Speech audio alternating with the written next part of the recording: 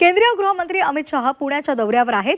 लोकमान्य टिळक राष्ट्रीय पुरस्कार वितरण सोहळ्यासाठी ते पुण्यामध्ये आलेत। राष्ट्रीय सुरक्षा सल्लागार अजित डोवाल यांना यंदाचा लोकमान्य टिळक पुरस्कार हा प्रदान केला जाणार आहे आणि अमित शहांच्या हस्ते तो सन्मान केला जाईल आणि त्यासाठी ते पुण्याच्या दौऱ्यावर आहेत।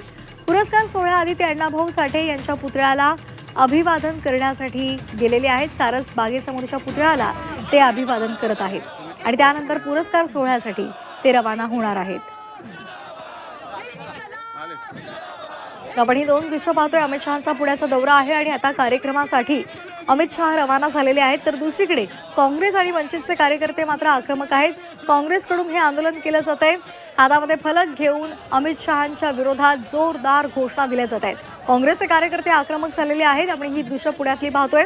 पेपर फुटीचा मुद्दा आहे आणि त्याचबरोबर दिल्लीमधल्या जंतर मंतर आंदोलनामध्ये विद्यार्थ्यांवर अमानुष लाठी हल्ला करण्यात आलेला होता। या संदर्भात त्यांनी निषेध नोंदवलेला आहे। केंद्रीय गृहमंत्री अमित शहा यांच्या आदेशामुळेच हा लाठी हल्ला झालेला होता आणि त्यामुळे जोरदार निदर्शनं केली जात आहेत आणि त्यांचा विरोध केला जातोय। तर काळे झेंडे सुद्धा अमित शहा यांना दाखवले जाणार होते, मात्र तत्पूर्वीच पोलिसांनी 4 काँग्रेसच्या युवा पदाधिकाऱ्यांना ताब्यात घेतलेलं आहे। तरी सुद्धा मार्केट यार्ड परिसरामध्ये काँग्रेसकडनं हे आंदोलन केलं जाते। तर दुसरीकडे काँग्रेसच्या या आंदोलनाला भाजपनं सुद्धा आंदोलनातूनच उत्तर दिलेलं आहे। दुसरीकडे काँग्रेस भवनासमोर भाजपकडून सुद्धा आंदोलन केलं जाते।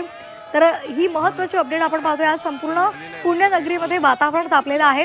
अमित शहांचा पुण्याचा दौरा आणि त्या पार्श्वभूमीवर काँग्रेसनं घेतलेला आक्रमक पवित्रा, अनेक महत्त्वाचे मुद्दे आहेत आणि या मुद्द्यावरूनच काँग्रेसनं हा विरोध दर्शवलेला आहे। चंद्रकांत फुले आमचे प्रतिनिधी आपल्या सोबत आहेत। चंद्रकांत, काय सध्याचे अपडेट्स आहेत? सध्याचे अपडेट आहे, भाजपने काँग्रेस भवन समोरचं आंदोलन थांबवलं असलं तरी काँग्रेसचं आंदोलन तिकडं सातारा रोडला सुरूच आहे। कारण अमित शहा अजून ऑन द वे आहेत, कार्यक्रमस्थळी पोहोचत आहेत, तोपर्यंत आंदोलन सुरूच ठेवणार असतं। पण त्या आंदोलनातही काँग्रेसमध्ये गटबाजी पुन्हा एकदा उफाळून आलेली आहे। माजी अध्यक्ष शहराध्यक्ष अरविंद शिंदे यांनी वेगळा गट स्थापन वेगळा गट तिकडे बाजूला ठेवून त्यांनी फक्त निषेधाचं फलकाचं आंदोलन केलं। तर दुसरीकडे विद्यमान शहराध्यक्ष प्रशांत जगताप यांच्या नेतृत्वाखाली वेगळं आंदोलन झालं, म्हणजे बाजूबाजूलाच झाली। मग याचा अर्थ काँग्रेस आंदोलनातही आपली गटबाजी जतन करते का, असं इथं आता उपरोधितपणे नमूद करावं लागेल। कारण पुणे काँग्रेसला शाप आहे गटबाजीचा। तो या किमान अमित शहा विरोधातले आंदोलन तरी काँग्रेसच्या दोन्ही शहराध्यक्षांनी आजी माजी शहराध्यक्षांनी एकही दाखवणं अपेक्षित होतं, पण तसं झालं नाही। त्यांनी त्यांचं गटबाजी दर्शन इथंही घडवलं, म्हणून ते पुणे काँग्रेसला म्हणतात की गटबाजी शाप ते पुन्हा एकदा इथं अधोरेखित झालंय। निश्चित धन्यवाद चंद्रकांत आपण दिलेल्या माहितीसाठी। आता आपले प्रतिनिधी आपल्या सोबत जोडले गेलेले आहेत, निलेश खरमरे। निलेश, काय तुमच्याकडे या संदर्भातले अपडेट्स आहेत? सध्या तुम्ही कुठे आहात?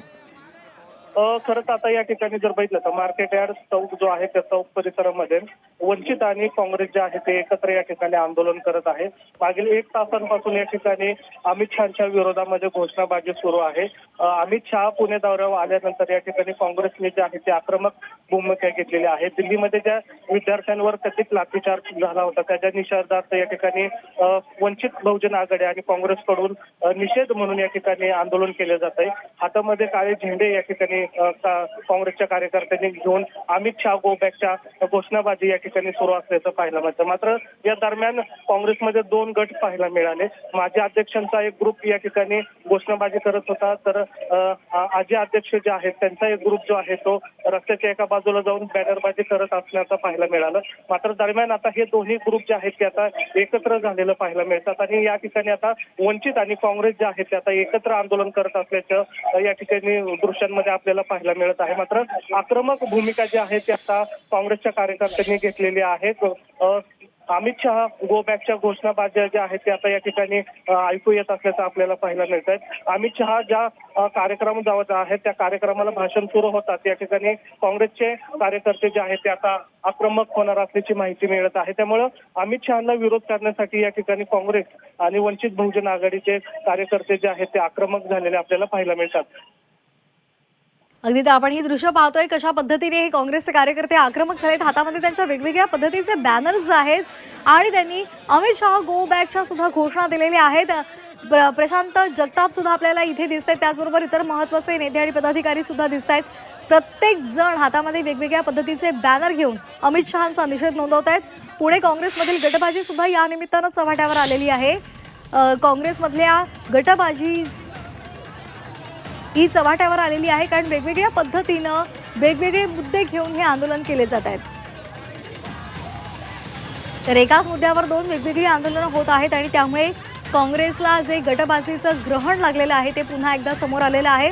अमित शहा आज पुण्यामध्ये आहेत आणि टिळक पुरस्कार त्यांच्या हस्ते अजित डोवाल यांना प्रदान केला जाणार आहे. तर या कार्यक्रमासाठी ते पुण्यामध्ये आलेले असतानाच काँग्रेसनं त्यांना प्रखर विरोध करायचा असा निर्णय घेतलेला होता. मात्र या मुद्द्यावरून दोन वेगवेगळी आंदोलनं होत असल्यामुळे तिथे सुद्धा काँग्रेसमधली अंतर्गत गटबाजी उघड झालेली आहे. तर काळे झेंडे दाखवले जाणार होते आणि आता काळे फुगे आपल्याला दिसत आहेत, आकाशात सोडले गेलेले आहेत. अमित शहा गो बॅक या घोषणा सातत्याने दिल्या जात आहेत.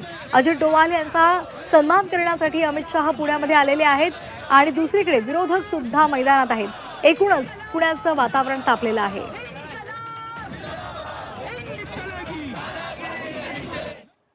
पुण्यामध्ये अमित शहांविरोधात काँग्रेसचं आंदोलन आपण पाहतोय आणि मार्केट यार्ड परिसरामध्ये काँग्रेसकडून निषेध आंदोलन केलं जात आहे आणि काँग्रेसला भाजपनं सुद्धा आंदोलनानंच उत्तर दिलंय. काँग्रेस भवनासमोर भाजप कार्यकर्त्यांनी सुद्धा आंदोलन केलेलं होतं. तर आपण ही दोन दृश्य पाहतोय. मार्केट यार्ड परिसरामध्ये काँग्रेस आणि वंचितचं आंदोलन सुरू आहे, तर दुसरीकडे काँग्रेस भवनासमोर भाजपच्या कार्यकर्त्यांनी आणि आंदोलकांनी सुद्धा हे आंदोलन केलेलं होतं. मात्र आता त्यांनी हे आंदोलन पाठी घेतले.